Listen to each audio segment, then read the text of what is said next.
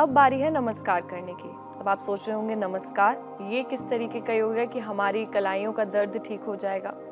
हम हर दिन सबको नमस्कार करते हैं, सुबह उठकर अपने पेरेंट्स को बच्चे नमस्कार करते हैं या किसी ना किसी को नमस्ते करते हैं, लेकिन ये कुछ इस तरीके का आसन है जब हम अपनी बॉडी को ऐसे होल्ड करेंगे तो आप बिल्कुल टाइट, बहुत ज़्यादा टाइट, आपको बिल्कुल ढीले नहीं छोड़ने हाथ, आपको एल्बोज बिल्कुल ढीली नहीं छोड़नी है, बिल्कुल टाइट जब आप रखेंगे तो आप जब ये ट्राई करेंगे तभी आपको फील होगा कि आपको यहाँ पर एक खिंचाव महसूस होगा।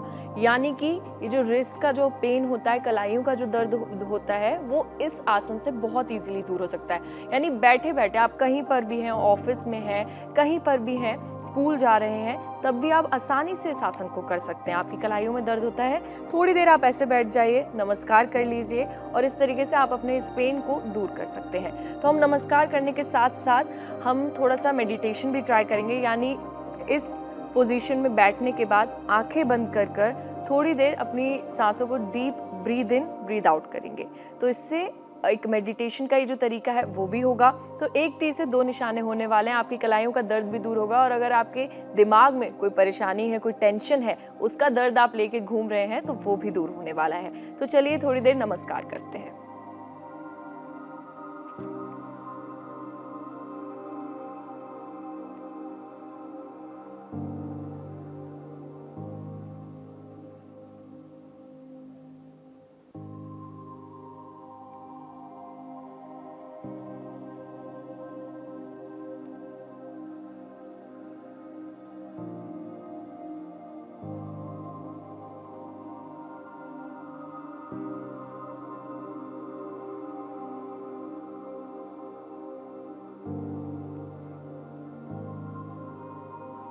अब धीरे धीरे वापस आइए, थोड़े से हैंड्स को रब करिए, आंखें आपको बंद रखनी है। जब हीट प्रोड्यूस हो जाएगी हाथों के बीच में, फिर उसको आंखों पर लगाइए, हाथों को दोनों,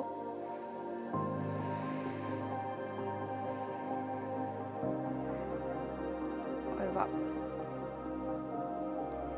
तो आपको ऐसा करना है, जब आप अपनी आंखें खोलेंगे इसको करने के बाद कम से कम 5 मिनट तक आप इसको ट्राई करिए, आपको बहुत पॉजिटिव फील होगा। यानी कलाइयों का दर्द तो आपका दूर होगा ही, लेकिन जो कभी टेंशन लेकर आप घूम रहे हैं, काफ़ी टेंशन होती है आजकल की इस भागदौड़ भरी ज़िंदगी में, तो वो टेंशन आपकी दूर होगी, आपको बहुत पॉजिटिव फील होगा, आप लोगों को पॉजिटिव एडवाइस करेंगे।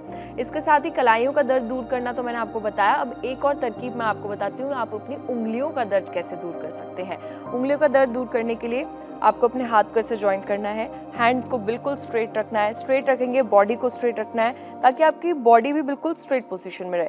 उसके बाद धीरे धीरे अपनी उंगलियों को ऐसे करना है। जब आप ये कर रहे हैं तो आप ये याद रखिए, ये जो आपका हाथ है बिल्कुल ऐसे होना चाहिए और ये मतलब ये करते वक्त आपका ये नी ओपन होना चाहिए, यानी कि रिस्ट बिल्कुल नहीं हिलनी चाहिए, आपकी सिर्फ फिंगर्स हिलनी चाहिए, फिंगर्स पर असर पड़ना चाहिए।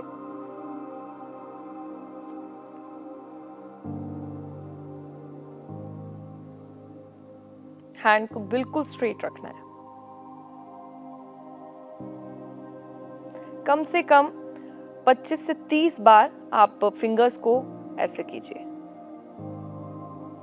ये डेली कंप्यूटर लैपटॉप चला कर हमारी उंगलियां थक गई हैं, इनको भी योगा की ज़रूरत है, इनको भी रिलीफ की ज़रूरत है, तो उस पर भी थोड़ा ध्यान दीजिए और अपनी उंगलियों को थोड़ा रिलीफ देने की कोशिश कीजिए। और ये तो आप अपने ऑफिस में भी कर सकते हैं, छोटे छोटे बच्चे स्कूल में कर सकते हैं।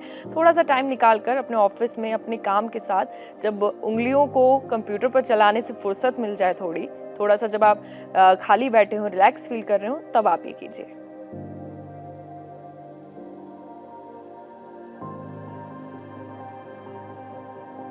इससे आपकी कलाई पर भी असर पड़ेगा, सिर्फ उंगलियों पर ही नहीं, कलाई पर भी असर पड़ेगा। और जब बॉडी को आप स्ट्रेट रखेंगे, स्टिफ रखेंगे, तो वो भी काफ़ी ज़्यादा अच्छा रहेगा। क्योंकि आजकल के लोग सीधा बैठना तो भूल ही गए हैं। जैसे मैं अभी सीधी बैठी हूँ, लोगों का बॉडी पोस्चर काफ़ी ज़्यादा बिगड़ गया है, तो सीधा बैठना बहुत ज़रूरी है। तो इसी बहाने आपकी बॉडी थोड़ी देर के लिए सीधी बैठेगी, आपके हाथ स्ट्रेट रहेंगे, तो काफ़ी ज़्यादा पोस्चर जो होगा वो परफेक्ट तरीके से आपकी बॉडी का आएगा। अब एक आखिरी आसन मैं आपको बताती हूँ आपकी कलाइयों और उंगलियों के दर्द को दूर करने के लिए। अब हम करेंगे ईगल भुजाएं। ईगल भुजाएं करने के लिए आप पहले वज्रासन में बैठ जाइए, यानी कि ऐसे। वज्रासन में बैठने के बाद आपको हाथों को ऐसे, यानी राइट हैंड को नीचे और लेफ्ट हैंड को ऊपर ऐसे लेकर आना है। ये आप देख रहे हैं मैंने क्या किया, राइट हैंड को नीचे, लेफ्ट हैंड को ऊपर ऐसे। किसी किसी का हाथ पूरा आ जाएगा, पूरा नमस्कार हो जाएगा, किसी का आधा हो पाएगा, किसी का यहाँ तक जा पाएगा। तो कोई टेंशन नहीं लेनी आपको कि मेरा हाथ पूरा ऊपर क्यों नहीं जा रहा, जितना जा रहा है आप उतना कीजिए, ज़्यादा प्रेशर देने की ज़रूरत नहीं है बॉडी को। ऐसे करने के बाद ऐसे, और कोशिश कीजिए फोल्ड कर लीजिए हाथ, क्योंकि अगर हाथ ऊपर तक नहीं जा रहा है, आप होल्ड नहीं कर पा रहे हैं इस पोजीशन को, तो फोल्ड कर लीजिए, इससे थोड़ी ग्रिप बनी रहेगी। उसके बाद अपनी आंखों को क्लोज कीजिए और अब हम ओम का उच्चारण करते हैं।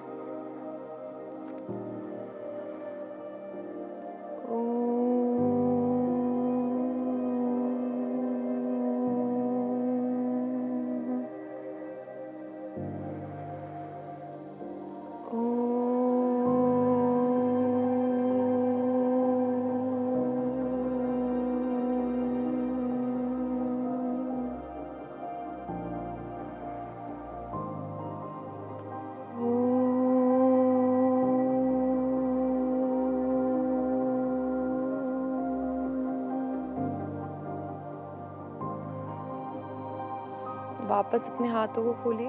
अब जब हमने देखा था पहले हमारा राइट हैंड नीचे गया था, अब इसी को आपको दूसरी तरीके से करना है। लेफ्ट हैंड को नीचे रख के ऐसे। अब थोड़ी देर हम ब्रीद इन ब्रीद आउट करेंगे। आंखें बंद कर कर कुछ नहीं सोचना, सारी टेंशन को भुलाकर आपको सिर्फ अपने इस आसन पर फोकस करना है। इसको करना है, सिर्फ यहाँ पर ध्यान लगाना है।